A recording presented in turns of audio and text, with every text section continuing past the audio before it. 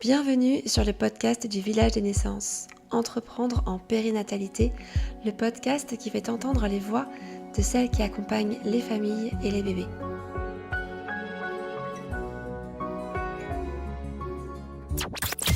Aujourd'hui, on reçoit Delphine Kramzorg à Amsterdam.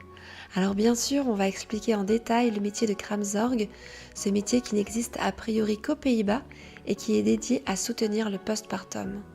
Delphine est française et elle nous embarque avec elle au pays des Kramzorg. Bonjour Delphine. Merci beaucoup de nous rejoindre sur ce podcast. C'est vraiment une grande chance. Ça fait longtemps que je te suis sur Instagram et je suis ravie qu'on puisse parler de Kramzorg aujourd'hui. Merci à toi, merci beaucoup, avec plaisir. Si ça te va, je veux bien commencer par te laisser te présenter, nous dire un petit peu qui tu es, où tu vis et puis quel est ton métier, dans quel cadre tu l'exerces aujourd'hui. Absolument. Alors donc je suis Delphine Petit-Postma et Postma c'est vraiment mon nom, c'est pas un pseudonyme parce qu'il y a des gens qui pensent que c'est un pseudo post-maternité, mais en fait pas du tout, c'est le nom de mon mari. Donc je vis à Amsterdam, aux Pays-Bas. Où je suis Kramzorg. Alors, qui je suis? Je suis donc Kramzorg, mais je suis également maman de 4 jeunes adultes. Et je suis également co-auteure d'un postpartum en douceur que j'ai coécrit avec Marion Joseph, que vous pouvez retrouver aux éditions du Rocher. Je suis mini-influenceuse sur Instagram. Et puis, qu'est-ce que je fais d'autre? Je suis surtout une femme heureuse. C'est important, je pense.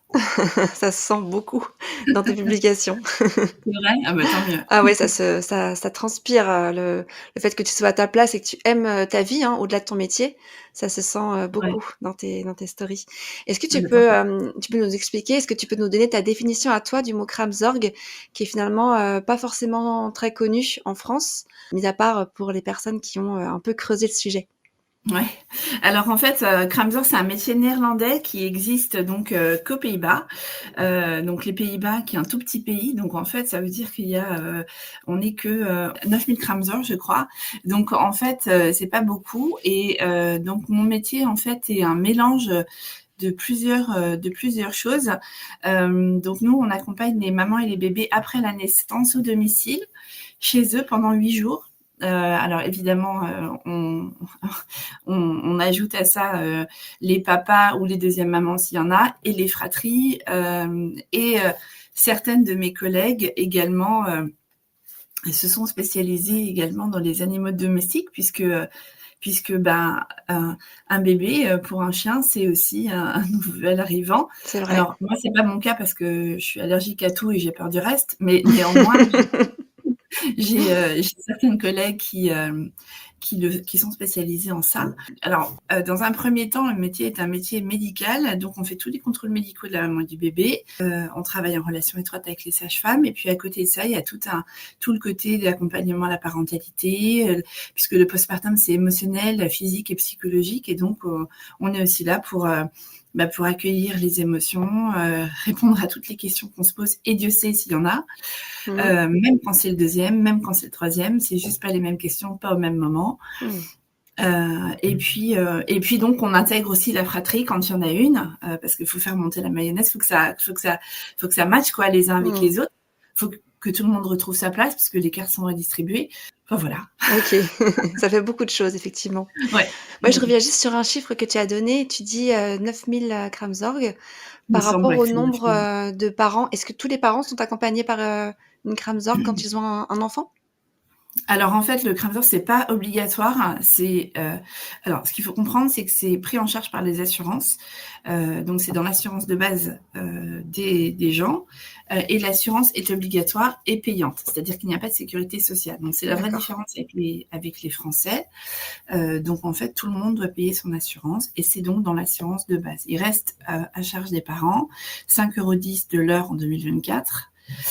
Et parfois, en fonction des assurances que les gens ont, puisque évidemment, tu peux t'imaginer qu'il y a tout un tas de packages différents, parfois la franchise est prise en compte, et donc du coup, ils ne payent pas les 5 €. Et puis aussi, ça prend en charge ton accouchement, mais en fonction de ce que tu prends, tu vas payer plus ou moins cher ton accouchement. Voilà. Et puis, donc combien de personnes le prennent? Selon moi, selon les derniers chiffres que j'ai cherchés, il me semble que c'est 95% des gens OK. qui ont recours, au Kramzor. Et quand ils ne l'ont pas, c'est souvent une question budgétaire. C'est que vraiment même les 5,10 € pour eux, Mmh. c'est trop parce qu'en fait, le minimum que nous on donne, c'est 24 heures, et le maximum, c'est 80 heures. Mais en fait, on donne jamais 80 heures parce que 80 heures, c'est 8 heures sur 10 jours et ça veut Mmh. dire qu'on a coché, en gros toutes les cases de la misère. Donc, tu veux pas avoir 80 heures, crois-moi. Oui, je comprends. Donc, Mmh. la moyenne, c'est 49 heures sur 8 jours. Et comment ça se calcule ça? Tu dis, si c'est 80 heures, c'est qu'on a coché toutes les Ouais. cases. Qui est-ce qui décide du nombre d'heures auxquelles on a le droit? Alors en fait, on a des protocoles avec justement le fameux nombre d'heures. Donc normalement, c'est 49 heures qu'on répartit sur 8 jours. On peut ajouter 9 et 10 jours en fonction de la problématique dans la famille, ou alors si on estime par exemple si il y a une césarienne et que la maman est rentrée au bout de 2 jours et qu'elle trouve que c'est compliqué, qu'elle a encore besoin de soutien, ben, on peut ajouter encore un 9 à un 10e jour. Et alors, qui prend la décision? C'est nous, avec toujours l'accord de la sage-femme, Mmh. parce qu'on a besoin d'avoir leur signature qui doit valider le document. Donc, on D'accord. peut aussi ajouter des heures. Si, par exemple, on a l'impression qu'une maman a un besoin de plus de soutien pour peu importe la chose, ça peut être Mmh. l'allaitement, mais ça peut être émotionnel, ça peut être physique. Enfin, dans ce cas-là, on peut aussi proposer à la sage-femme, et c'est toujours en discussion avec la sage-femme, et c'est D'accord. elle qui, au final, mais en général, quand on propose, elles savent très bien qu'on ne propose pas juste pour le plaisir, quoi. Bien sûr. Donc, Ouais, ouais. et puis des fois, c'est moins d'heures parce que des fois, ça se passe très bien et que Mmh. on peut, voilà, on peut réduire. Donc, c'est très variable, en fait. Ouais. Alors je m'arrête encore sur un chiffre, mais tu dis 49 heures. 49 heures, c'est je trouve ça tellement Mmh. magique de se dire: «On a 49 heures de soutien». En fait, c'est vraiment un métier de soutien, on est bien d'accord? C'est du soutien à tellement Ouais. de niveaux. Mmh. Ah Heu, bah oui, c'est un métier de soins, de soutien, d'accompagnement, et puis, et donc c'est à diviser sur 8 jours, donc ça fait à peu près 6 heures par jour. mmh, Donc grosso modo, je suis là de 9 heures à 15 heures, ouais. à peu près ça. Et puis après, ben, il reste quand même pas mal d'heures sans moi. Mais bon, c'est comme ça, hein, c'est Mais ça fait déjà un démarrage, tellement différent de ce qu'on mmh, peut connaître, dans plein de pays, y compris en France. Ça veut dire que tout ce temps où tu es présent au domicile des parents, après le retour, de la maternité, s'il y a accouchement, à l'hôpital, toi tu es là et donc tu prends soin de la maman pour tout ce qui est, comme tu l'as dit tout à l'heure, vérifier l'état, médical en complément de la sage-femme, c'est bien ça? La sage-femme vient aussi? alors la sage-femme, elle vient, mais elle vient pas pour faire les contrôles médicaux. La sage-femme, elle vient en général 3 fois, une fois à J2, une fois à J4, une fois à J7, et elle vient, pour débriefer l'accouchement, D'accord. pour savoir comment ça se passe, et en gros après pour, plus ou moins clôturer, Ah, la période, de la Kramweek, la période postnatale, et d'accord. pour faire un petit point sur, le périnée, la contraception, enfin des trucs comme ça. OK. Mais, tout ce qui est des contrôles médicaux, c'est moi. Donc, c'est moi qui vérifie les points, c'est la hauteur de l'utérus, c'est moi qui vérifie la poitrine, le pouls, la température, enfin, toutes ces choses-là. Et D'accord. à partir du moment où quelque chose dévie des protocoles, ou alors ça peut aussi être quelque chose que je vais me fier à mon intuition. S'il y a un truc que je vais me dire ça va pas, un Mmh. comportement, ça peut être ouais, beaucoup le non-verbal. Mmh. Je vais tout de suite appeler les sages-femmes et en discuter avec elles, et si besoin, elles viennent très rapidement.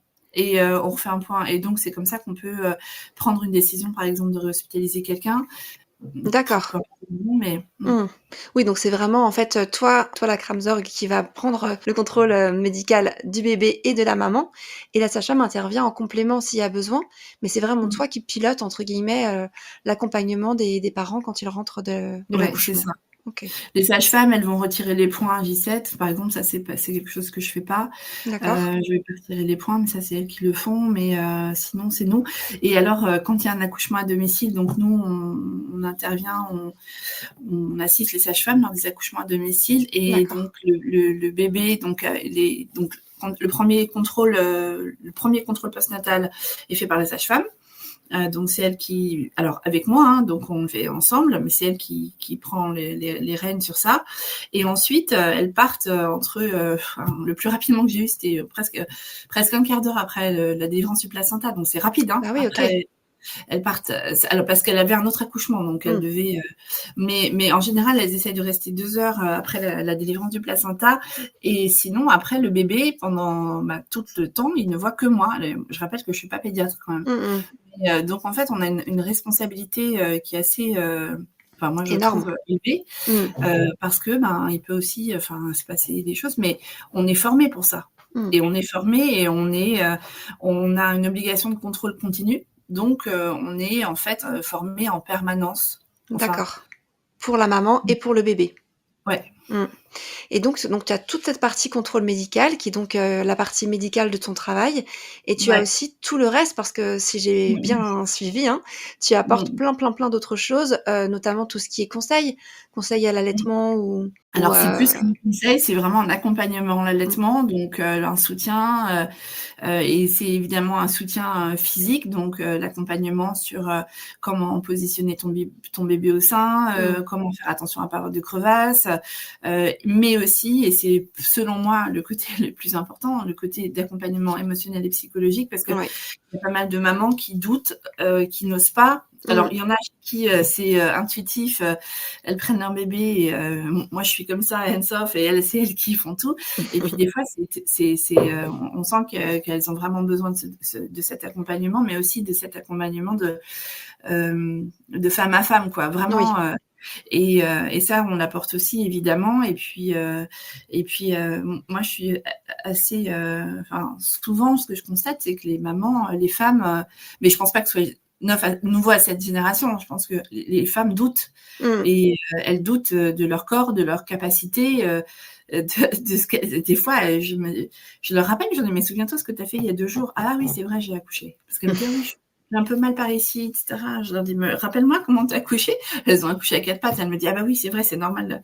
Oui. Mais elles se rendent absolument pas compte de la prestation de ce qu'elles ont fait. Je leur dis, mais l'événement, il est extraordinaire. Parce que même si tu as 3 enfants, ça n'arrivera que 3 fois dans ta vie. Et 3 enfants, c'est déjà pas mal. Oui, on est d'accord.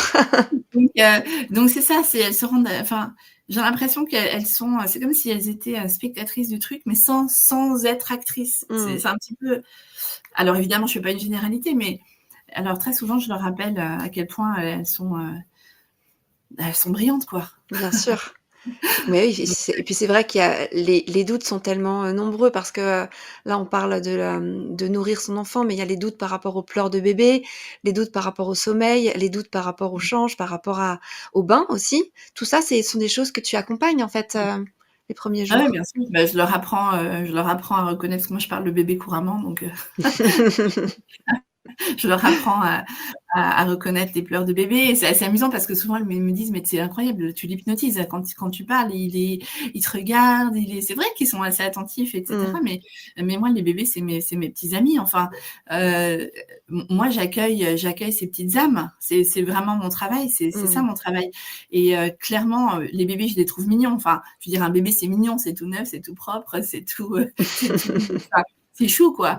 Mais en fait, moi, j'ai choisi ce métier surtout pour les mamans, parce que c'est les mamans que j'aime, que je trouve mignonnes et que je trouve incroyables. Et alors, les bébés, ils sont assez incroyables. Les premières heures, les premiers jours, on voit qu'ils sont là, ils observent, ils découvrent. Alors, je leur dis, bienvenue, en fait. Et donc, cette petite conversation de bienvenue dans notre monde. Accueillir une petite âme sur Terre, c'est quelque chose de... alors oui, on me dit tout le temps, tu as de la chance d'assister à des accouchements. Oui, mais c'est surtout les jours qui suivent qui sont magnifiques, selon moi. Ce sont que des découvertes en fait. Que des découvertes non-stop. Mais oui, et puis c'est surtout, moi des fois je me dis, mais tu vas être qui, petit bébé? Alors après je les revois des fois, c'est marrant. Donc il y a cette partie qui est quand même très, très importante du soutien émotionnel, et puis du soutien à la parentalité en fait. Et il y a encore une autre partie, un autre volet, c'est toute la partie de la gestion pour alléger le quotidien des parents aussi, qui est quand même énorme, parce que pour le coup ça on connaît pas du tout en France. Ouais, bah, la gestion de l'intendance, ouais, ça fait partie aussi de notre travail. Donc de s'assurer que les parents mangent correctement. Alors quand j'ai le temps, je cuisine. Souvent, je cuisine avec les papas.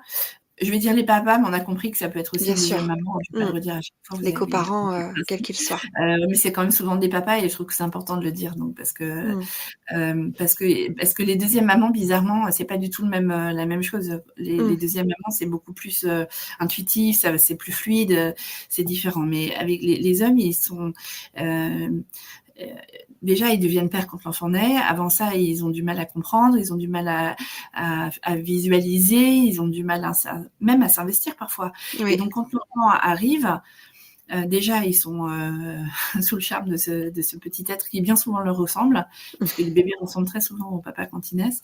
Ah Et oui? puis aussi, ouais.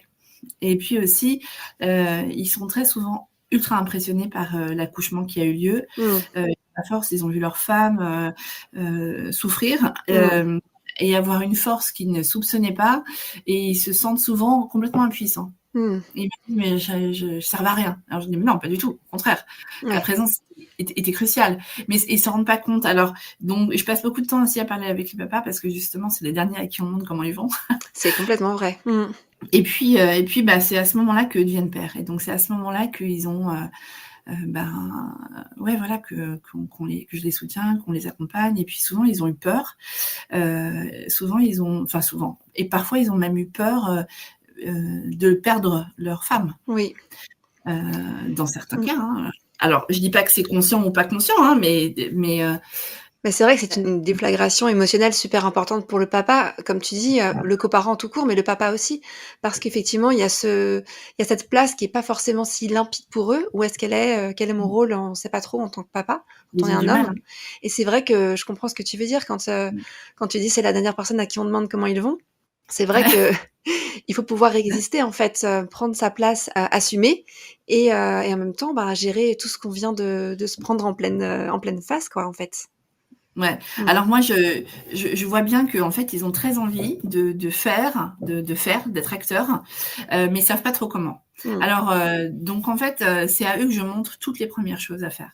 Donc la D'accord. première couche, comment on change la température, comment on positionne le zizi des petits garçons quand c'est un petit garçon, comment on Mmh. nettoie la binette d'une petite fille. Enfin bon, c'est les termes que j'utilise. Donc je leur montre tout ça Mmh. et je leur dis comme ça, c'est toi après qui montrera à ta femme comment on fait pour changer une couche. Génial. Parce que bizarrement, je sais que la femme, elle saura changer la couche, j'ai pas de doute sur ça. Et puis bah oui, des fois ça arrive, la couche elle est mal mise. Bah bon, bah ça arrive aussi quand c'est une maman qui met la couche elle est mal mise. Bon bah ça arrive, hein. De Bien toute façon, ça sûr arrive à tous les parents. et ça Et arrivera puis ça encore. arrive, et puis ça arrive que des fois il y ait des poupes machines qu'il y en a partout. Et ben oui, ça arrive. Alors quand je suis là, ils m'appellent. Ah, ça peut pas vous faire. Moi, ça me fait rire. Et puis bon, voilà, mais donc je leur montre. Et puis après, donc pour revenir à l'intendance, donc alors ils sont trop contents, ils vont faire des courses, ils sont très actifs, ils sont très contents Mmh. de pouvoir être utiles. Et puis quand il y a un allaitement, ils se sentent un petit peu désemparés parce qu'ils ont l'impression de ne pas pouvoir aider, trouver leur place, etc. Donc là, c'est pareil. Je dis, bah écoute, tu vois, là, hop, verre d'eau, là, hop, coussin, là, tu t'assures qu'elle a bien les épaules en arrière, qu'elle est bien détendue. Enfin, des petites choses comme ça qui vont simplifier la vie de la maman parce qu'elle elle ne Mmh. va pas y penser. Et puis, ben, quand je suis pas là, ils peuvent le faire, quoi. Oui, c'est ça. Finalement, tu renforces aussi le lien, du couple parental quand tu fais Ah tout ben ça? j'essaye. J'essaye et puis aussi, on parle beaucoup, enfin pas au début de la crème bec, mais vers la fin sur la fin, je parle aussi beaucoup de ce qui va être, leur vie, de la communication dans le couple. Alors évidemment maintenant c'est un peu à la mode de parler du baby clash, mais en dehors de parler du baby clash, déjà, de faire en sorte de bien communiquer. Moi je dis toujours aux parents, à 3 heures du matin, ne vous embrouillez pas. À 3 heures Mmh. du matin, tout le monde a tort. Donc et vous allez regretter à 7 heures du matin ce que vous êtes dit à 3 heures. Donc franchement, si vous sentez que vous allez dire quelque chose de désagréable, allez aux toilettes, faites quelque chose. Mais Mmh. et je sais que ça fonctionne parce que ils me le disent, ils me disent ah ben, on s'est souvenu. Et Mmh. puis aussi un truc qui est hyper important quand il est 4 heures du matin et qu'on est au fond et que c'est compliqué, que le bébé pleure et tout. 4 heures du matin, c'est une heure pourrie, c'est plus le jour d'avant, c'est pas encore le prochain jour.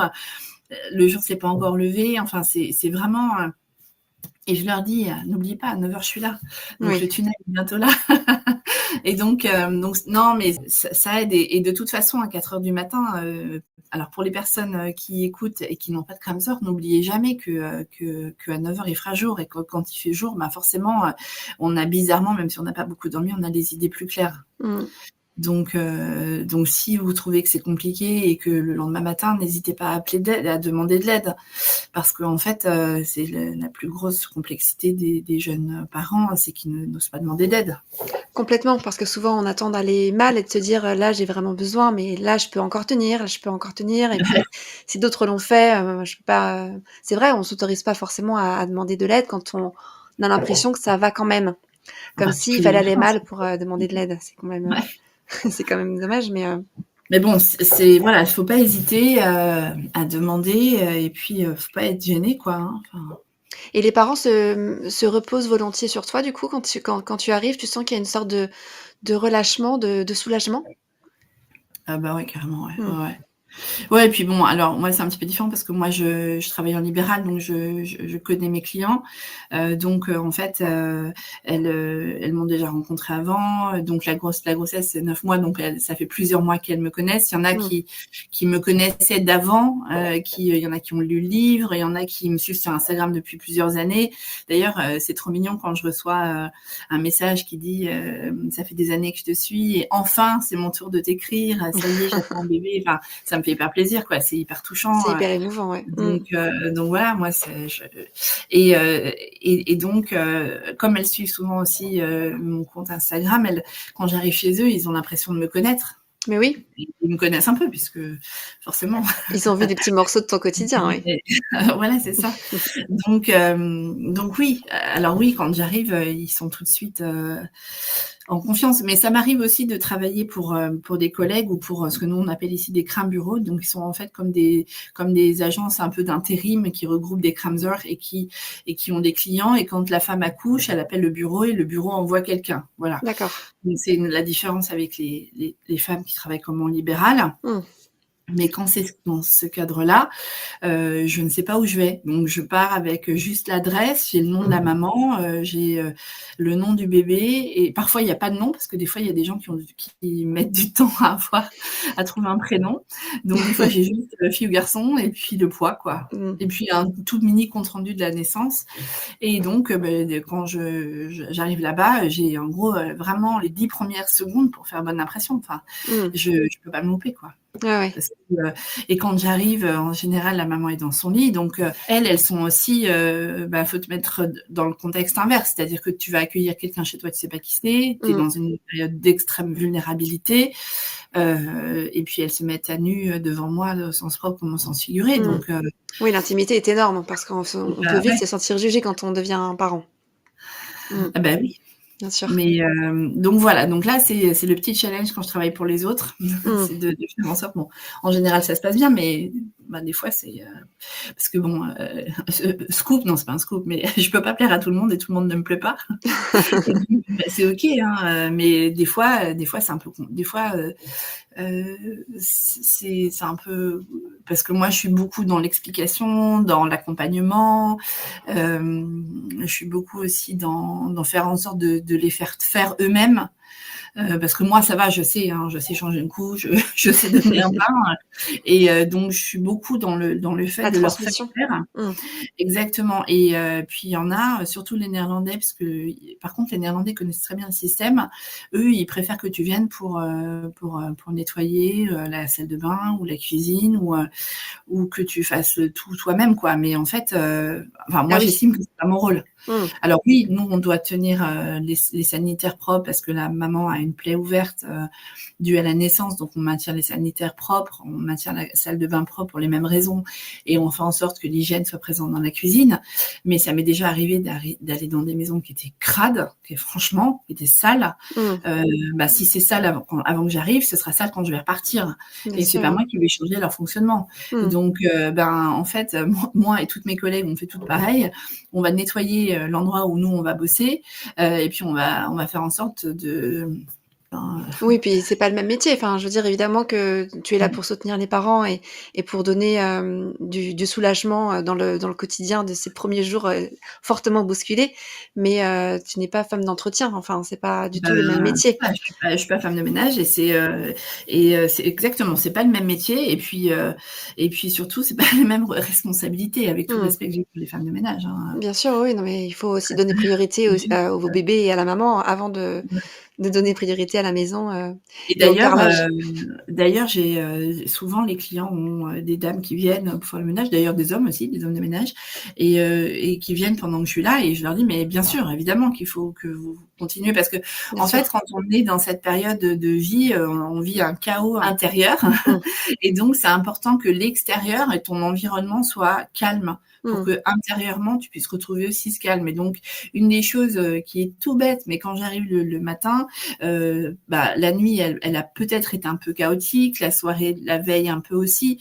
Donc, une des choses que je fais quand j'arrive, c'est que je remets de l'ordre dans la maison. C'est-à-dire, mais des trucs tout bêtes, je vais remettre les coussins du canapé, je vais replier les plaids, je vais vider le D'accord. lave-vaisselle, ranger les verres qui traînent, enfin, aérer, enfin, faire en sorte que quand eux, ils vont sortir de leur chambre, Mmh. waouh, ils se disent: «Ah, il y a le calme qui est revenu, quoi» et qu'ils se D'accord. retrouvent pas dans le chaos de la nuit avec, Mmh.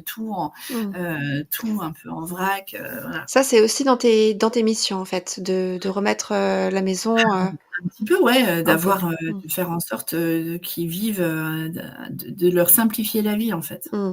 Est-ce que tu Alors, regardes aussi, par exemple, dans le frigo pour voir si, s'il y a de quoi manger pour le soir quand tu seras pas là, pour dire aux coparents ouais. d'aller faire, ouais? OK. Et souvent, alors moi, surtout que bon, moi, mes clients à Amsterdam sont français, parce qu'il y a beaucoup de Français ici, donc Mmh. j'ai décidé donc de me spécialiser plutôt dans les Français et ou les expatriés. Et donc, moi, je déjeune avec les parents. Et pourquoi je précise ça? Parce qu'en fait, aux Pays-Bas, le déjeuner, c'est pas un sujet. Enfin, ils mangent un peu n'importe comment, un peu des sandwichs comme ça sur le pouce. Avec un peu de chance, ils mangent une soupe, mais c'est pas du tout comme nous, un déjeuner chaud assis à table et tout ça. D'accord. Donc, avec les Français, on fait en sorte qu'il y ait un repas chaud et en fait aussi ça rythme la journée. Donc, c'est important puisqu'ils savent Mmh. souvent même pas quel jour on est, et Bien cetera. sûr, Ils c'est un sont un peu repère. voilà. Donc, et puis alors on va pas faire des trucs super compliqués. Quoique j'ai parfois des papas qui se lancent dans des. Je me souviens d'un papa qui s'est lancé dans une blanquette de veau. Je me dis bon, bah, écoute, si ça te fait plaisir, mais il avait l'air déterminé et c'était très important pour lui. Ah OK. Donc je lui ai dit allez, go. C'était dans le projet de naissance peut-être? Non, mais il a eu très envie de faire ça. Et puis ensuite, oui, et donc quand je pars, je leur demande tout le temps: «Et pour ce soir, vous avez prévu quoi?» Et alors peut-être qu'ils l'ont pas encore dans le frigo, mais au moins que ce soit dans les tuyaux que oui, non, mais ce soir, c'est bon, on a prévu de commander, des sushis, par exemple. On a prévu D'accord. de commander des lasagnes ou ce soir, Mmh. ma sœur m'apporte des lasagnes ou j'en sais rien, enfin, voilà. OK. Et donc comme ça, ils savent. OK. Et à la fin de la semaine, quand tu as ton dernier jour chez la famille, quels sont enfin, quel est ton rituel de fin de Cram Crambec. Week? C'est ça qu'on dit? Ouais. Ouais, alors c'est le dernier jour, c'est les J8, donc le bébé a 1 semaine et donc normalement, le poids, a réaugmenté, la température est stabilisée. Normalement, si la maman a des points, on lui a retiré la veille, elle peut se bouger un petit peu. En fonction de ce qu'ils ont envie et s'ils ont envie, bah, on fait une première sortie et donc je les emmène, alors soit on va prendre un café, en général, ils aiment bien aller prendre un petit café ou un truc comme ça. Et puis, surtout si les mamans sont allaitantes, c'est comme on fait une espèce de répétition Mmh. d'allaiter dehors avec moi.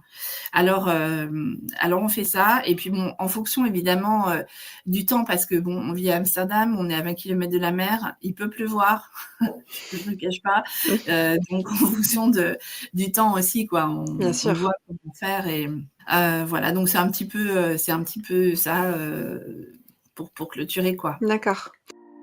Hey, psst, tu adores toi aussi les histoires de naissance? Et si tu proposais aux parents de les aider à conserver l'histoire de la venue au monde de leur enfant? Ce souvenir si précieux avec tous ses détails. Tu peux apprendre à rédiger des récits de naissance, un exercice puissant où cours duquel le parent te livre son histoire, te dépose ses émotions, que l'accouchement soit tout récent ou qu'il date déjà de plusieurs dizaines d'années. Le récit de naissance, comme des photos de naissance, est un souvenir que le parent conservera toute sa vie.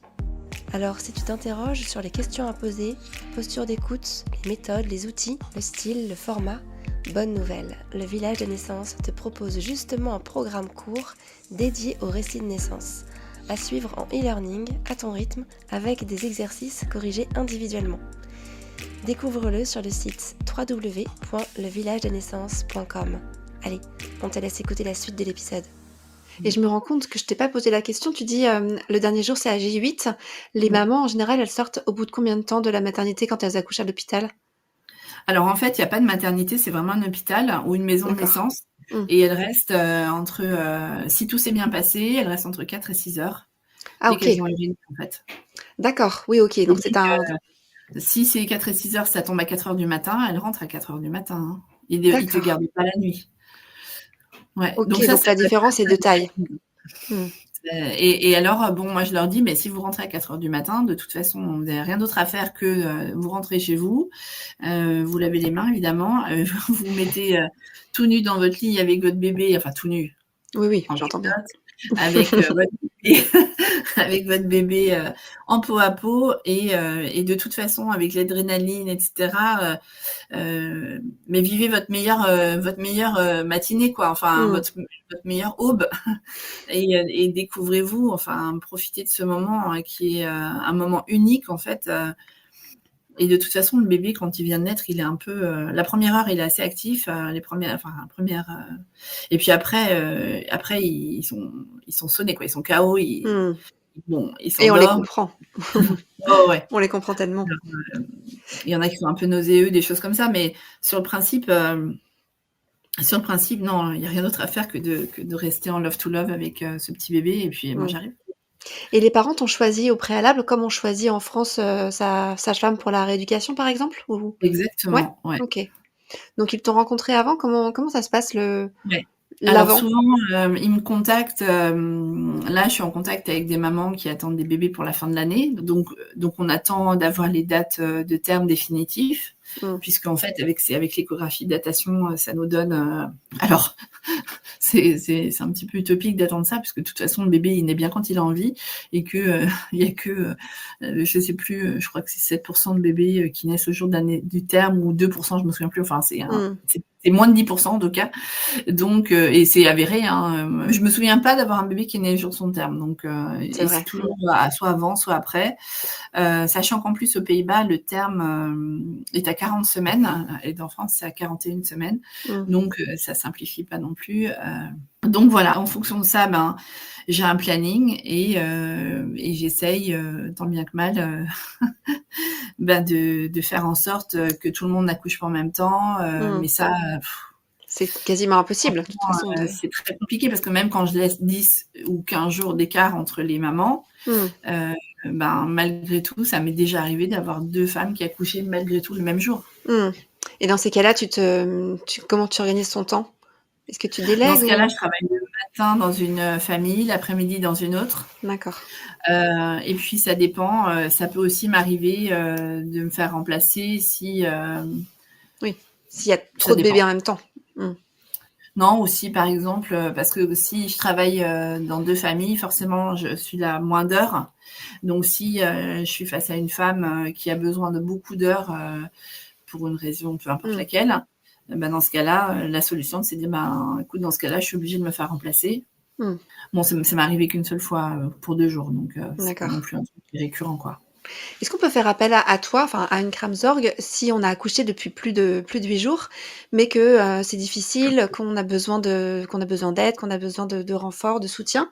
On peut faire appel à quelqu'un comme toi pour venir, alors évidemment j'imagine sans la prise en charge de l'assurance, mais... Oui, bien sûr, c'est tout à fait possible. J'ai eu le cas, là, il y a pas très longtemps, d'une maman qui m'avait booké avant, parce qu'elle a accouché pas aux Pays-Bas, mais elle voulait que je sois là après. Donc, j'ai travaillé 5 fois 4 heures, je crois, un truc comme ça. Donc, j'ai prévu dans mon planning. Et par contre, je facture comme d'hab, quoi. Bien sûr, évidemment, ouais. Ça fait frais, mais bon, c'était pas un problème pour elle, donc... Et alors le fait qu'il y ait tout cet accompagnement, tellement différent, aux Pays-Bas par rapport à d'autres pays, est-ce que, tu sais si, ça joue, si ça influe positivement sur, notamment la dépression, du postpartum, sur le burn-out parental, sur, la fragilité émotionnelle, des parents? Alors la dépression postpartum ici, elle est entre 10 et 13%, Mmh. donc ce qui est moins qu'en France. En France, je crois que c'est entre 23 et 30. Mais bon, c'est toujours pareil, hein, c'est les chiffres, on leur fait dire ce qu'on veut parce qu'en fait, il y a plein de femmes qui sont en dépression qui le disent pas. Oui et puis Enfin c'est plein. multifactoriel. Donc voilà. Mais oui, il y en a moins parce qu'aussi on fait beaucoup de prévention. Mmh. Donc D'accord. moi, si je vais sentir, de toute façon, je vais toujours informer parce que la dépression, elle arrive, elle arrive pas les 8 premiers jours. Enfin, sauf un cas extrême, Mmh. mais en fait, c'est plutôt après que ça arrive. Alors, Mmh. ce que nous on fait, c'est que aussi, enfin, en tout cas moi, j'informe aussi les partenaires Bien sûr. parce qu'en fait, c'est eux qui vont être là au quotidien. Mmh. Donc, je vais leur dire, ben, si tu vois qu'il y a ça ou ça ou ça, Mmh.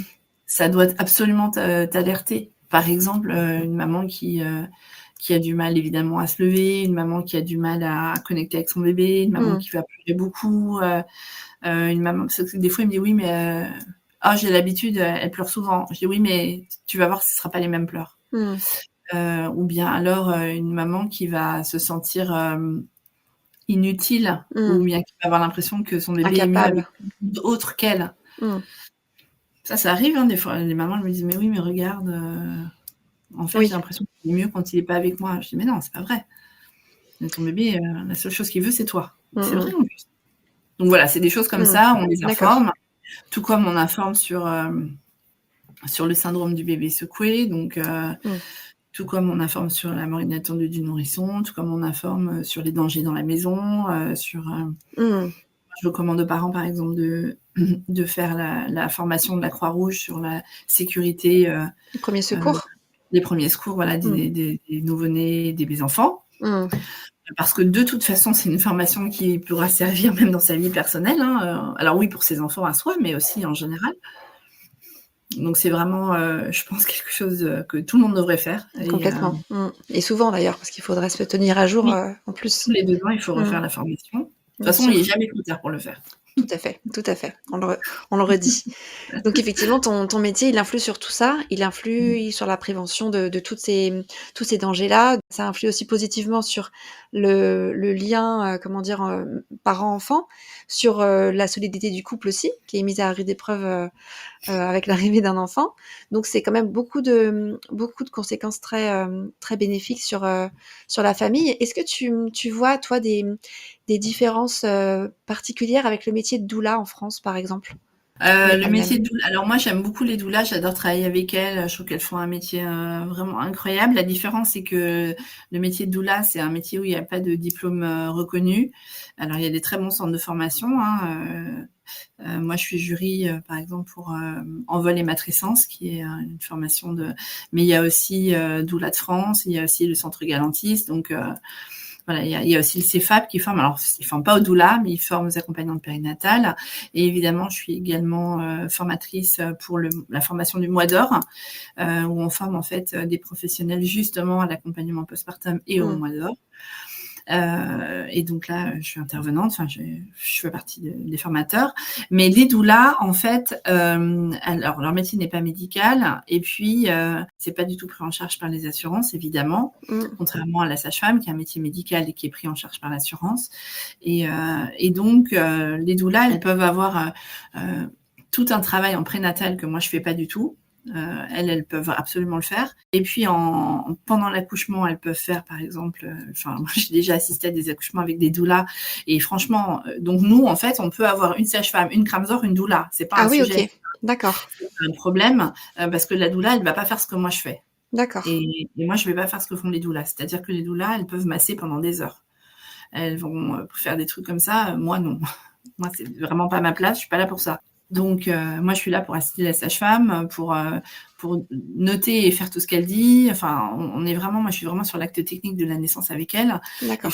Et la doula, elle est plus sur le bien-être de la mère. Et puis en postpartum, elles peuvent avoir un accompagnement, voilà, de soutien, qui peut être parfois, psychologique, mais surtout elles font souvent des massages, elles vont pouvoir aussi, préparer à manger, elles vont pouvoir décharger avec, alors, pour être avec l'enfant, pendant que la mère, prend soin d'elle ou je sais pas quoi. Enfin, Mmh. donc elles peuvent, donc les doulas postnatales, et les accompagnantes périnatales et toutes ces femmes, oui, elles peuvent intervenir.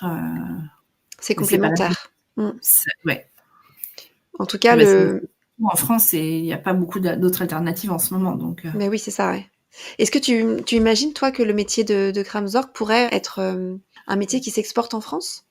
Toi qui es française? Moi, je pense que c'est tout à fait possible. Alors, en France, on a une autre problématique qui est la problématique du territoire, puisque la France est beaucoup plus grande que les Pays-Bas. Il y a des grands déserts médicaux en France. Enfin, je dévoile pas de secret, tout le monde Oui, le oui. sait. Mmh. Donc c'est la problématique, elle va se situer à cet endroit-là. Mais maintenant, il y a de moins en moins de maternités, il y a de moins en moins d'endroits où les femmes peuvent accoucher. L'accouchement à domicile n'est pas quelque chose qui est très, très, très Ouais. en vogue en France. Et pourtant, des fois, il y a des accouchements à domicile parce qu'il n'y a pas le choix. C'est Mmh. pas que les femmes sont des nanettes qui à tout prix veulent accoucher chez elles. Non, des fois, ça va trop vite.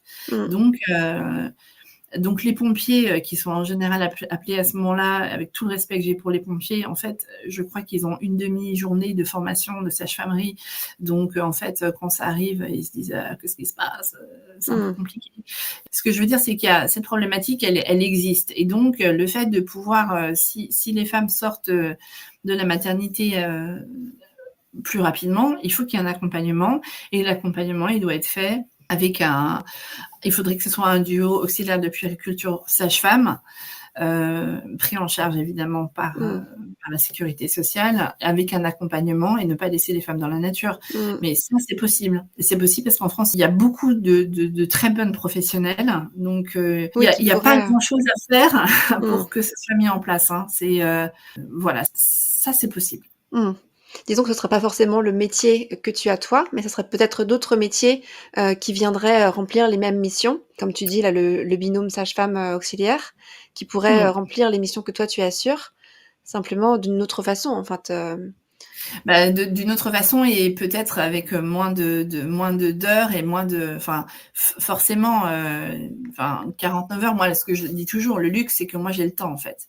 J'ai le temps de laisser les gens dormir, j'ai le temps de passer du temps avec eux, j'ai le temps de réexpliquer s'il y a besoin. Enfin voilà, on a vraiment mmh, le temps et ça c'est vraiment le luxe. Donc maintenant, même si ce que moi je fais en 3 heures, en France, on propose un service qui soit fait dans ce que moi je fais en 6 heures, le service proposé en 3 heures, bah, ce sera toujours mieux que rien en fait. tout à fait. Parce que là, actuellement, les femmes, elles sortent souvent de la maternité à J3. Et J3, J4, c'est un peu la misère quand même. Hein. Oui. Je veux dire, on est quand même dans la montée de lait, dans la chute d'hormones, Mmh. c'est quand même pas top. Donc, il vaut mieux sortir avant, et avoir un accompagnement et être tranquille chez soi, bien enveloppé, bien encadré, et cetera, ou après, à J5, Mmh. mais c'est compliqué de se laisser sortir les femmes, quand on Mmh. est comme ça dans un pic de: «Ouh!» Complètement. Et puis c'est vrai que, alors tu parles beaucoup de ton métier, dans les médias, sur les réseaux aussi. Notamment, il y a des sages-femmes qui ont relayé tes prises de parole. Je pense à la chronique qui avait été faite dans la maison des maternelles. On voyait, Avec Anna. Anna Roy, sage-femme donc qui était, complètement sous le charme du métier de Kramzorg, qui disait: «Je ne veux plus travailler qu'avec des Kramzorg». Je me souviens de cette phrase qui m'avait beaucoup plu. Évidemment que pour elles, c'est une évidence parce qu'elles se battent déjà pour qu'il y ait plus d'accompagnement des femmes et puis des parents en général. Les professions médicales seraient évidemment partantes. L'organisation, on va dire, du pays pourrait accueillir, un système qui accompagne mieux les parents. Qu'est-ce qui reste, selon toi, qu'est-ce qui reste, à faire tomber comme barrière pour qu'on soit aussi bien, accompagné en tant que parent en France par rapport à des pays comme le tien? Enfin comme le tien, comme celui où tu vis. Ce qu'il faut, c'est surtout faire changer les mentalités.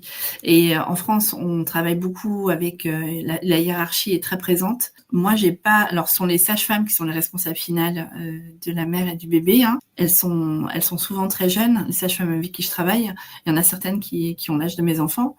Et néanmoins, il n'y a pas de hiérarchie. C'est-à-dire qu'en fait, il y a une énorme confiance entre elle et moi, entre moi et mes collègues. Hein, c'est évidemment, je dis moi, mais entre la sage-femme et la Kramzorg. Et donc, ça, c'est très important. Moi, je discute souvent avec des sages-femmes qui ont compris qu'en fait, nous, ce qu'on va apporter, c'est... et d'ailleurs, Anna Roy était la première à comprendre ça, c'est de dire, ben, en fait, si on travaille avec une Kramzorg, on aura plus de temps pour travailler, pour être avec nos patientes et travailler différemment et avoir plus de temps pour faire les choses mieux. Parce que contrainte de temps, c'est toujours la même chose en fait. Oui. C'est pas qu'elles font pas bien leur travail, c'est qu'elles ont manque de temps. Évidemment, donc quand les choses ont été faites en amont par une Kramzor, une auxiliaire, etc., ben, quand elles viennent, elles peuvent faire autre chose et travailler autrement. Et donc ça, en fait, c'est ça. Donc je pense changer un petit peu les mentalités. Et puis moi, je suis très confiante et je travaille sur le sujet, donc j'attends d'être invitée au ministère de la Santé pour présenter les futurs le projet, quoi. Enfin, ben oui, c'est ça complètement. Tes préconisations par rapport à tout ce que tu vis, toi, à Amsterdam, et le changement que ça donne de façon très claire. Parce que c'est vrai qu'on imagine bien, enfin, évidemment que plus on accompagne en amont et au démarrage les familles, plus on allège ensuite le rattrapage de tout ce qui peut partir un peu en cacahuète, que ce soit la santé mentale des parents, que ce soit la santé physique aussi parfois des parents et même du bébé, tout ce qui est lien d'attachement qui se fait pas bien, on sait quelles conséquences ça a derrière à rattraper, des années derrière, hein, pour remettre tout ça, essayer de travailler sur toutes ces choses, donc sans compter les arrêts maladie. L'allaitement réussi, oui. Enfin toutes ces choses-là, et évidemment, on les sensibilise à tout ça. Et oui, parce que le retour au travail derrière, quand on n'est pas bien solide et bien accompagné pendant le congé maternité, qui est quand même tout petit en France encore, c'est quand même aussi beaucoup de salariés qui reviennent et qui se retrouvent en arrêt parce que ça fonctionne pas, quoi. Ouais, le congé mater, c'est le même ici, hein. Il n'y a pas de différence. D'accord. C'est pareil. Okay. Mais non, c'est sûr que je suis complètement d'accord avec toi. Mais je pense que de toute façon, il va falloir repenser l'accompagnement périnatal en France parce que pour les raisons que j'ai évoquées tout à l'heure, pas assez de maternité, pas assez de personnel, enfin tout ça, et puis recréer des vocations, enfin. Mais bon, ça c'est un petit peu, je sais plus, là il y a eu, je sais plus combien il y a de ministres de la santé les dernières années, mais un certain nombre. Et ça c'est aussi le problème, c'est que bon, c'est compliqué de mettre quelque chose en place quand le ministre change tous les ans et demi, c'est difficile. Hein. Oui, et puis alors tu dis en souriant, j'attends d'être reçue au ministère, mais concrètement, tu as quand même tu œuvres quand même beaucoup, que ce soit en formant, avec ton livre et tes prises de parole, avec la visibilité aussi que tu donnes à l'importance de soutenir les parents. Est-ce que tu veux nous en parler un petit peu de ce livre, par exemple, que tu as écrit, et puis de ce que tu fais pour que ça avance? Oui, donc en fait, un Passepartout en douceur, j'ai coécrit avec Marion Joseph, qui est journaliste au Figaro, et quand elle m'a interviewée une fois, on s'était rencontrés sur Instagram, elle m'a interviewée, et à la fin de l'interview, je lui ai dit, bon, moi j'ai encore beaucoup de choses à dire, mais en fait, je suis pas journaliste, donc je vais pas écrire un livre. Et elle me dit, moi justement, je suis journaliste et j'ai aussi beaucoup de choses à dire. Et donc c'est comme ça que la rencontre s'est faite. Et il se trouve que j'allais à Paris quelques temps après, et ça a tout de suite matché, quoi. Donc et donc dans le livre, en fait, le livre, il est pour parler évidemment du travail, de mon métier, mais c'est aussi pour expliquer aux gens comment on fait pour accompagner une femme qui est en postpartum, parce qu'il y a plein de couples, de gens qui se disent, qui se focus en fait sur la grossesse pendant les 9 mois. Après, ils ont une espèce de focus incroyable sur l'accouchement qui dure en moyenne 16 heures. Et puis après, les yettes bleues, et puis je suis en roue libre, quoi. Mais non, en fait. En fait, moi, je rappelle tout le temps que mais tout commence quand le bébé naît Mmh. et on n'est pas du tout en roue libre. Enfin, les gens, ils viennent de grimper le Mont Blanc et derrière, il y a l'Himalaya, quoi. C'est ça la Oui, réalité. ah oui. Et donc moi, je veux pas faire peur, hein, c'est pas du tout ça, mais je pense que moi, il y a des choses que je dis aux gens que j'aurais aimé qu'on me dise. Mmh. Euh, et puis moi, j'étais la première. Quand j'y repense maintenant, j'ai envie de me. Genre, si je pouvais aller me parler à moi de quand mes enfants sont nés. Enfin, je me souviens pour mon dernier, j'ai eu une grossesse impeccable, etc. Il fallait que tout le monde me voie tout le temps, non mais moi, la grossesse, tout va bien et tout. Donc j'ai eu une césarienne avec anesthésie générale, s'il te plaît. Donc le Ah truc oui. bien relou. Non mais la fille, non mais n'importe quoi. Je rentre de la maternité, le jour même, j'étais devant l'école à dire aux copines, non, non, mais moi, tout va bien, Mmh. j'étais au bout de ma vie. Et je me dis, mais quelle idiote, en fait, quelle Alors que idiote. 4e enfant en plus, c'est ça que Mais c'est tu le dis? troisième, parce qu'en fait, le 3e. quatrième, c'est mon beau-fils. D'accord. Mais j'en ai mis trois au monde. Et donc, je me dis, mais quelle idiote. Enfin, Mmh. surtout que j'en avais deux autres. Et c'est vrai qu'on se rend pas compte parfois que même quand on est informé, hein, il y a une sorte de quelque chose qui nous pousse en fait à faire comme si c'était, Ouais, facile et qu'on allait le faire quand même, en bah sachant ouais. que c'est pas forcément la meilleure Et idée. heureusement pour moi qu'il n'y avait pas Instagram à l'époque, parce que sinon, j'aurais été la mère parfaite. Cette fameuse. Ouais. Non mais par contre, pour ma défense, c'est vrai que j'étais ultra bien organisée, Mmh. j'étais toujours à l'heure, mes enfants étaient a priori toujours, bien, impec et tout et pour moi, c'était un truc, c'était genre ultra important. Par contre, ils étaient pas inscrits, au conservatoire, ils faisaient pas de solfège et tout ça, Mmh. je mais heu mais Je comprends ce heu que tu veux mais dire. mais j'étais à Paris, donc c'était, toutes les copines, «Non mais toi, il va au solfège?» «Bah non». «Ah bah moi, il fait du, japonais». «Bah moi non». «Moi, il va jouer au soir, et il fait du Et judo». il va très bien, merci. Mais moi, par contre, c'est que j'ai passé des heures et des heures et des heures et des heures sur les bancs du parc de Choisy dans le 13e. Et c'était, je pense que les enfants ont besoin de ça. Les enfants et les mamans aussi d'ailleurs ont besoin de la lumière du jour. Mmh. Et donc, je pense que jouer dehors, se salir, toucher des trucs, Mmh. faire des jeux avec les copains, courir, etc. C'est ça qui c'est ça l'enfance pour moi. Mmh. Et donc, bah ouais, non, il joue pas de la clarinette. Et tu as fait d'ailleurs ta formation de Kramzorg après avoir eu tes enfants ou avant? Alors non, moi, mon parcours, il est un petit peu particulier. Moi, j'ai grandi à Amsterdam, donc je suis bilingue depuis l'enfance. Mes enfants sont nés à Paris, donc je travaillais, j'ai fait une école de commerce, j'ai travaillé longtemps dans le tourisme. Après, je me suis arrêtée pendant 7 ans pour être avec mes enfants, justement, parce que c'était pour moi crucial. Mmh. Donc j'ai passé beaucoup de temps où j'étais aussi je travaillais dans des associations parentales, j'animais des groupes de parole, etc. Enfin bref, j'étais Mmh. assez active quand même par ailleurs. Et puis ensuite, j'ai intégré une grande banque française où je travaillais pendant 10 ans. Et je suis revenue vivre aux Pays-Bas il y a bientôt 9 ans pour épouser mon amoureux de quand j'étais adolescente, Génial. qui est donc mon mari, donc Monsieur Postma.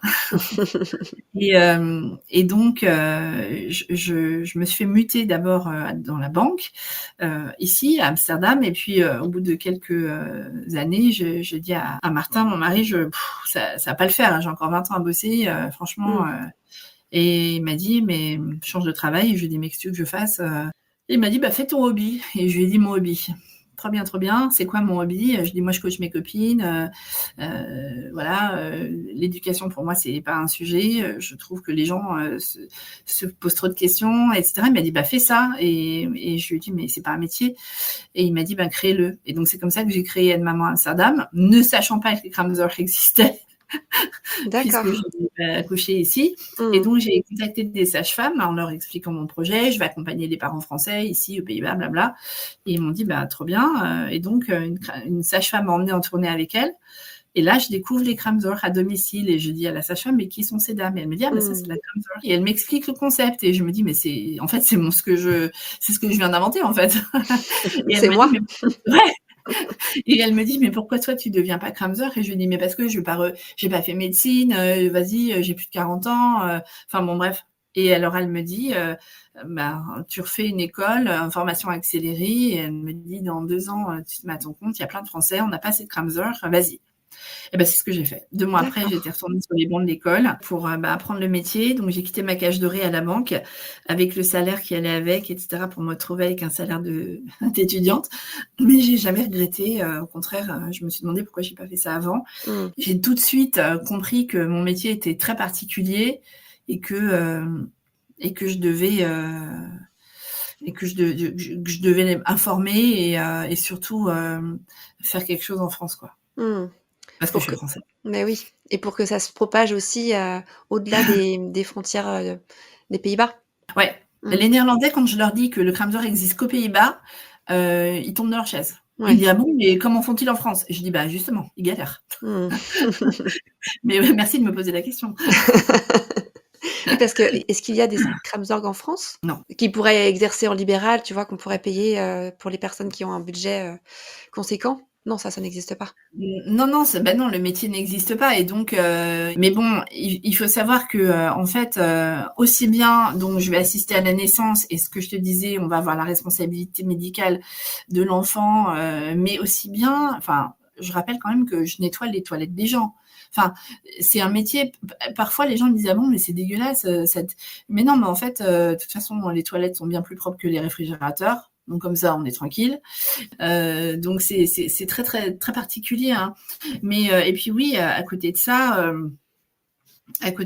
c'est un métier bah, qui qui apporte plein de petites choses, quoi. Des fois, bah, c'est ce que je mets aussi dans mes stories. Des fois, je vais aussi être fleuriste.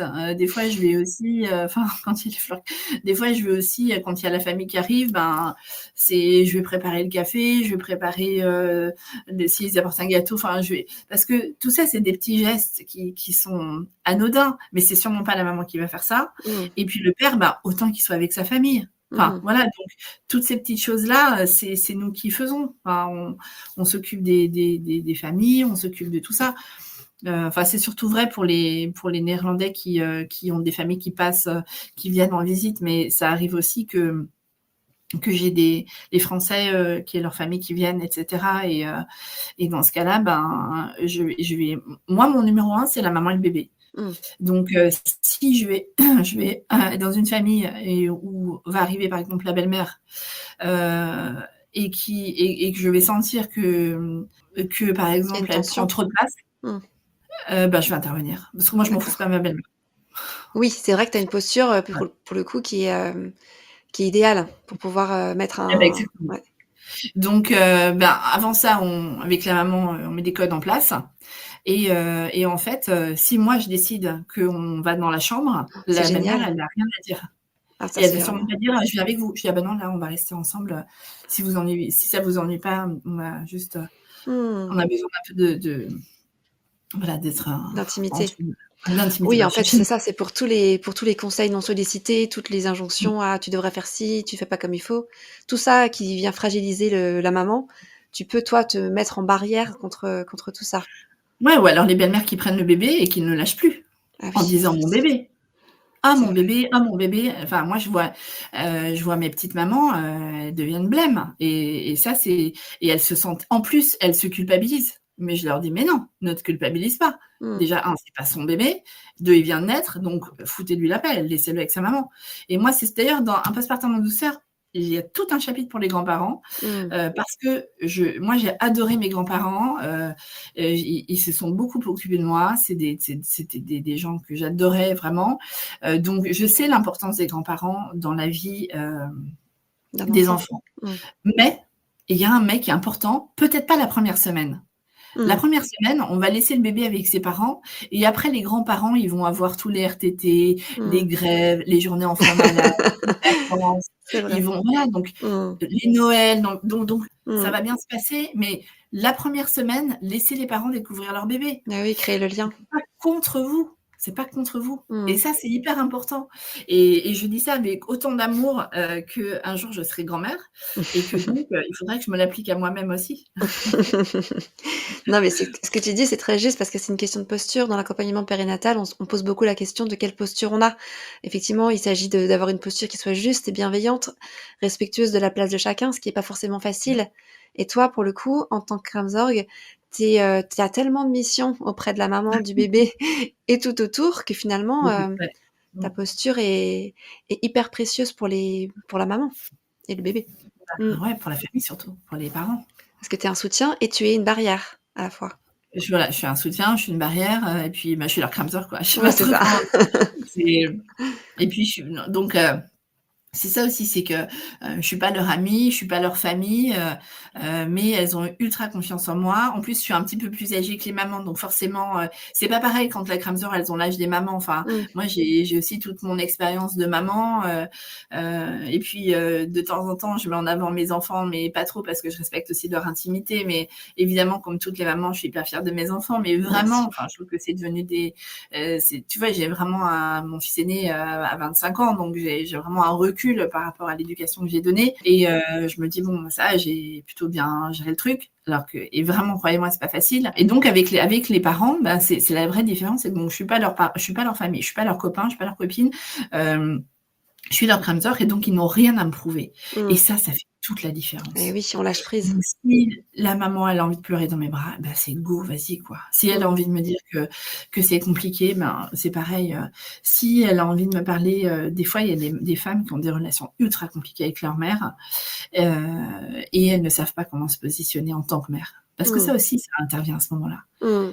C'est comment je vais faire, je déteste ma mère, j'ai peur que mon enfant me déteste. Et Ça oui. arrive. Comment je vais faire? Comment je vais faire pour que mon enfant Mmh. me déteste pas autant que je déteste ma mère? Ben, ouais. Alors moi, je suis pas psychologue, mais enfin, il y a quand Bien même sûr. 2-3 choses qu'on va commencer et puis si nécessaire, réorienter pour qu'elle se sente justement, C'est ça. C'est ben, qu'elle ouais, faire puisse, déposer ça, en fait, les premiers jours et que ça reste pas à mmh, l'intérieur, de ouais, dans leur cœur ou dans leur tête. Donc c'est quand même un ouais, espace d'expression qui est primordial mmh, parce que toi, tu sais quoi en faire de cette parole. Tu vas pas ouais. simplement la balayer, tu vas pouvoir, réorienter et faire intervenir, les personnes qui sont nécessaires. Bah, c'est ça et puis c'est pareil avec l'arrivée du deuxième, c'est aussi très compliqué, hein, comment est-ce qu'on fait? Il y a une Mmh. culpabilité qui arrive, l'organisation, enfin tout un tas de choses, qui sont, très complexes Mmh. et donc bah, on est aussi là pour, enfin, à ce moment-là, pour accueillir et puis, accompagner le grand, la grande et Et ben, vraiment fabuleux métier. Je suis ravie, pourtant j'avais beaucoup suivi, ce que tu disais, mais tu vois, j'en ai encore appris, beaucoup, beaucoup. Donc ouais. effectivement, je pense que la prochaine étape pour moi, c'est de lire ton livre parce que je j'ai envie d'en savoir encore beaucoup, beaucoup plus donc oui, ça sera la prochaine étape pour moi. C'est une très bonne idée. Écoute, je pense que, de toute façon, le livre, il est, en fait, on l'a conçu pour qu'il soit quand même assez intemporel et aussi, moi, je trouvais que c'était très important de dire, voilà, alors effectivement, aux Pays-Bas, il y a des Kramzorg, mais en France, il y a tout un tas de professionnels, et moi, je le dis et je le répète et je le redis, en France, il y a beaucoup de professionnels. Alors oui, c'est vrai, c'est à fond personnel, mais faites-vous offrir ça, quoi. Faites-vous offrir, des heures Mmh. d'accompagnement, alors par l'intermédiaire d'une doula, une accompagnante périnatale, une accompagnante postnatale, une accompagnante du mois d'or, une accompagnante, enfin bon, bref. Complètement. Mais faites-vous offrir ça plutôt que des Des choses sans babioles. risque. Et puis quel que Parce que soit ce dont on a besoin, il y a effectivement plein de métiers, qui peuvent intervenir pour soutenir les parents, leur faire du bien en France. Et donc oui, ce que je te disais, c'est que dans un post-partum en douceur, au début, on énumère toutes les professionnels, toutes les personnes qui existent. Ah, Et j'ai beaucoup de chance parce que justement sur mon compte Instagram, donc qui est donc le compte Ama Kramzor française, je suis suivie par de nombreuses professionnelles, et souvent elles m'envoient des messages, elles me disent que je les inspire, et ben pour moi c'est super flatteur et ça me fait très plaisir, mais en fait, j'ai envie de leur dire: «Mais c'est vous qui m'inspirez, en fait». Parce que, non, mais c'est vrai, je veux dire, elles sont incroyables, elles font des tas de choses, elles sont vraiment superbes et donc enfin, moi, je trouve que c'est important de les mettre en avant, mais il faut aussi se méfier,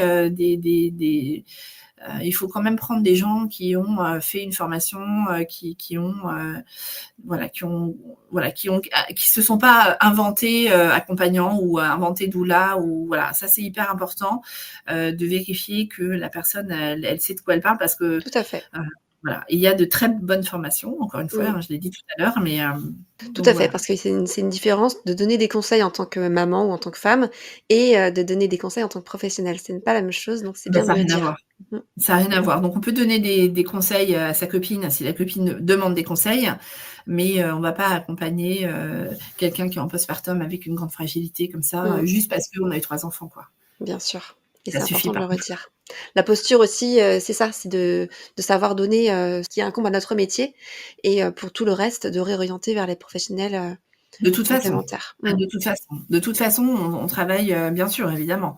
Ça, c'est évident. Mais d'ailleurs, c'est une des choses, les plus importantes. Moi, je travaille avec de nombreux professionnels ici à Amsterdam et je réoriente, de toute façon, Mmh. vers aussi pour la rééducation du périnée. Je travaille avec une sage-femme française, je travaille aussi avec une ostéopathe. Je vais travailler avec quelqu'un pour la rééducation du périnée, plutôt du côté néerlandais. Enfin, j'ai plein de pros comme ça avec Mmh. qui je suis en relation. Et j'ai même aussi, parce que je connais beaucoup de professionnels en France où des gens via Instagram me contactent en me disant voilà ma problématique, est-ce que tu peux m'aider? Et bon, très souvent, moi, c'est pas mon job, mais par contre, je connais la personne qui peut l'aider. Et Mmh. donc, je les mets en relation. Voilà. C'est ça, c'est le cercle Et, vertueux de l'accompagnement périnatal. ça, c'est hyper important. Et Complètement. c'est super important le réseau. Mmh. Enfin, en tant que professionnel, je pense que on travaille pas seul, c'est pas possible. Enfin, moi, je travaille seule tout le temps dans les familles, mais j'ai des groupes WhatsApp avec mes collègues Kramzor, on est, Mmh. je sais pas, 150. Et donc on est tout le temps en relation ensemble. Et moi, j'ai besoin d'elles. On a besoin les unes des autres aussi parce que des fois, on vit des choses difficiles. Mmh. Et le fait de pouvoir laisser un message dans le groupe et d'avoir des réponses, ou des fois on doute sur un truc, il y a Mmh. forcément sur les 150 personnes, une personne qui a la réponse. Et donc, plutôt que d'aller chercher sur Google ou d'avoir des réponses qui sont là, on a la réponse en direct. Et ça, c'est génial de pouvoir s'appuyer sur les autres. Franchement, Mmh. Complètement. c'est vraiment très, très bien. Et il y a un truc que j'ai oublié de préciser, c'est que la Kramzor, elle est aussi présente quand il y a ce que nous, on appelle aux Pays-Bas des naissances silencieuses. Donc, les naissances silencieuses, c'est quand le bébé n'est pas en vie, mais que la femme a accouché. Et donc, elle a un corps postpartum. Elle va avoir une montée de lait, mais elle n'a pas son bébé. Mmh. Et donc, à partir de 24 semaines de grossesse, quand la femme accouche, puisqu'elle fait souvent des accouchements, les accouches, Oui. eh bien, en fait, il y a aussi de l'accompagnement Kramzor. Donc, on va à domicile et on accompagne les parents. Alors, évidemment, c'est pas du tout le même accompagnement, Mmh. mais il y a quand même la gestion médicale de la maman. Et Et puis, il y a émotionnel. toute la question émotionnelle. Et puis aussi, il y a la question pratique et administrative. C'est-à-dire que, il faut le déclarer, cet enfant. Mmh. Il faut lui donner un nom. Et souvent, ils sont en état de choc, ils savent pas. Et donc ça, c'est quelque chose qu'on fait aussi. On accompagne aussi à ça. Et puis, on les accompagne, en fait, à faire des souvenirs. Parce Mmh. qu'ils y pensent pas. Ils sont vraiment dans un monde parallèle, quoi. Et donc, on travaille à ça. Et évidemment, la parole a une grande place à ce moment-là. Mais surtout aussi, cet accompagnement en général Du deuil périnatal. du deuil périnatal, mais qui est donc immédiat à ce moment-là. Mmh. Des Oui, fois aussi, dans il s'agit d'organiser des obsèques ou les gens qui appellent en disant: «Mais alors, le bébé né?» En fait, mmh. et puis, on accompagne aussi la fratrie. Et puis, on va aussi, si besoin, accompagner les grands-parents parce qu'en fait, c'est toute une famille qui a perdu un petit Mmh. enfant. Et donc, les grands-parents, ils sont aussi méga tristes. Des fois, ils sont là. Mmh. Et puis, ils savent pas comment faire. Ils sont là, ils sont Oui, donc la gestion du perdus, deuil, c'est quoi. une partie importante de ta formation aussi. Ça fait partie, Mmh. de ma formation. Heureusement, on s'en sert pas beaucoup, Mmh. mais on est enfin, il faut savoir le faire. Et puis aussi, il faut savoir mettre ses propres émotions, dans sa poche. C'est-à-dire Mmh. qu'on a le droit d'être ému, mais pas toute la journée. Enfin, quel est l'intérêt d'avoir une Kramzor qui pleure tout le temps? Enfin, Bah, oui, oui, bien sûr. oui, un événement horrible, mais ils n'ont pas besoin de ça. Ils ont besoin justement de quelqu'un qui va, enfin évidemment d'être dans l'accompagnement et dans la bienveillance. Mais ça c'est un non-sujet, c'est même pas besoin de le dire, mais surtout d'avoir de la compassion évidemment, et puis aussi d'être en retrait. Enfin, c'est ça aussi. Et de toute façon, en règle générale, on dit toujours que les Kramzor sont un peu des caméléons. Donc, en fait, on est là, pas là. C'est-à-dire que à tout le temps, il y a des moments, il faut aussi savoir prendre du recul, aller dans une autre pièce. Et puis, parce que les gens, des fois, ils m'oublient. Enfin, ils m'oublient. Je fais partie du truc, quoi. Je fais partie de la naissance. Et donc, ils oublient. Et puis, des fois, ils s'embrouillent. Mais grave, des fois, c'est grave. Alors donc dans ce cas-là, on les laisse un peu s'embrouiller et puis après je reviens et puis je fais un peu la maman, quoi. Je leur dis bon maintenant qu'on s'est bien embrouillé, on va arrêter et puis on va aller se coucher. Et puis après je leur redis voilà, est-ce bien nécessaire? Et en fait c'est ça, c'est que c'est souvent la fatigue, des incompréhensions, des fois c'est des attentes qui sont pas les mêmes. Et donc, d'où l'importance de faire un plan de postpartum, de dire, de se préparer en fait à ça. D'ailleurs, on en parle aussi dans un postpartum en douceur. On fait bien un plan de naissance, mais préparer aussi un plan de postpartum. Et donc, dans le plan de postpartum, tu vas pouvoir noter notamment qui tu as envie de voir. Et ça, c'est hyper important parce que souvent, les embrouilles, c'est ça. C'est mais oui, mais lui, il est venu, mais ton frère est venu, mais pas ma sœur, ou ma sœur est venue, mais avant ton frère. Donc, en fait, et ça peut créer des tensions, mais de dingue. Hein. Ou alors de dire que, par exemple, j'ai déjà eu le cas aussi où il y avait un collègue de monsieur qui vient à J3. Vraiment, est au bout de sa life. Et donc, est-ce bien le moment que le collègue de monsieur vienne à J3. Alors, donc tout ça, on le met dans le plan postpartum, parce que quand on est sur le moment, on n'arrive plus à prendre de recul, et en fait, très souvent, ce qu'on constate, c'est que les filtres sont tombés, et qu'ils n'arrivent plus à se dire les choses comme si avant ils auraient dit écoute, c'est sympa si ton collègue vient, mais est-ce qu'on peut le voir un autre jour? Non. Là c'est mais pourquoi il vient? Tu sais bien que j'ai pas envie de le voir, on voit pas la porte. C'est comme ça. Et puis eux ils sont hyper gênés parce que c'est le collègue, enfin bon bref. Oui, ça peut partir en cacahuète très très vite parce qu'effectivement il n'y a pas de filtre, ou alors au contraire on n'ose plus rien dire parce qu'on est tellement émotionnellement à plat qu'on laisse tout faire, et pour le coup on le vit très mal. Donc, alors la grande chance, c'est que quand il y a la Kramzor, moi je m'en fous, c'est pas mon collègue.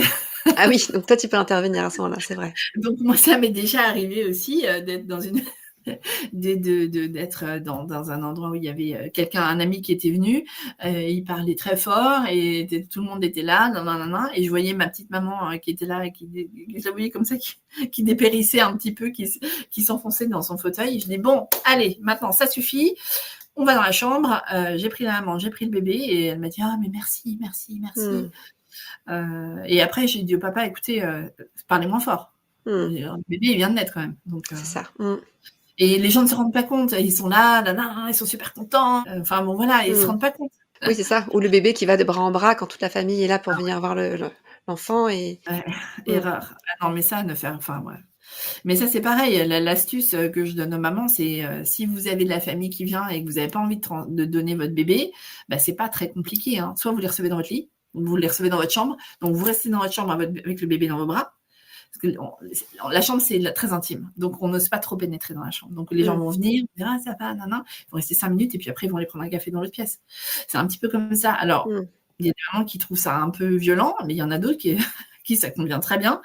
Et puis, sinon, l'autre astuce, c'est effectivement de se mettre sur le canapé en mode, je suis dans mon lit sur le canapé, avec le bébé en peau à peau. Donc vraiment, et donc il est hors de question que je le sorte de ma peau, quoi.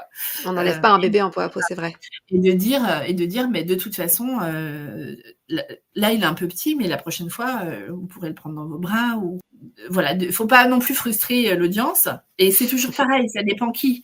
Tu vois, quand c'est les grands-mères, moi je comprends, elles ont envie de prendre leur petit enfant. Donc les grand-mères, pourquoi pas. Mais comme tu dis, il n'y a pas besoin que toute la famille prenne le bébé, les cousins, les tantes, les machins. Voilà. Après, on y va tranquille. Et puis, n'oubliez pas les mamans. N'oubliez pas apporter-leur un petit cadeau. Enfin, elles ont fait le job quand même. Hein. C'est les mamans qui font le travail. Donc, ouais, vous pouvez offrir des petits cadeaux pour les bébés, mais c'est surtout aux mamans qu'il faut offrir des cadeaux. Le bébé, il Bah s'en non. fiche en plus, il faut être honnête. Bah oui, non, mais bien sûr. Donc, ouais, mais offrez des heures de doula, offrez des heures d'accompagnement périnatal, offrez des heures offrez des bons de Uber Eats, par exemple, ou je sais pas comment on dit, Deliveroo, ou je Oui, sais pas, des bons comme ça. Comme ça, ils vont se commander leur meilleur repas en pensant à vous. c'est Ils ça, vont tout ce vous qui leur appeler. facilite la vie. Bah ouais. De toute façon, en postpartum, le maître mot, c'est facilitez-vous la vie.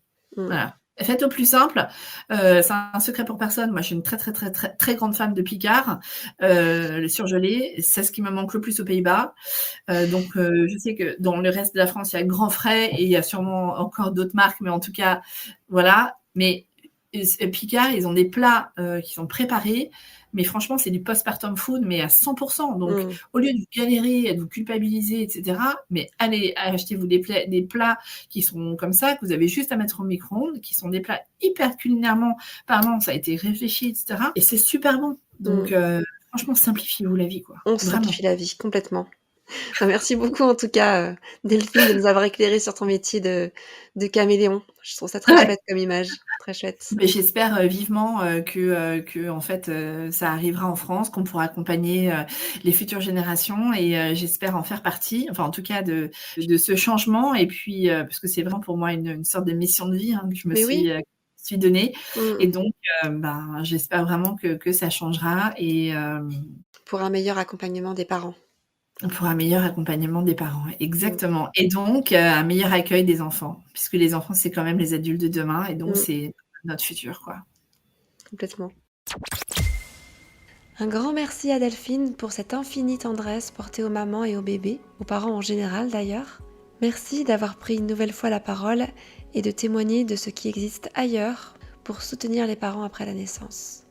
On espère que cet épisode vous a donné envie de devenir Kramzorg, de vivre aux Pays-Bas, ou plus sérieusement qu'il confirme encore un peu plus votre envie de solidarité autour de toutes celles et ceux qui deviennent parents. Nous, on a adoré redécouvrir encore le métier de Kramzorg et on vous dit à très vite pour en savoir toujours un peu plus sur la magie d'entreprendre en périnatalité.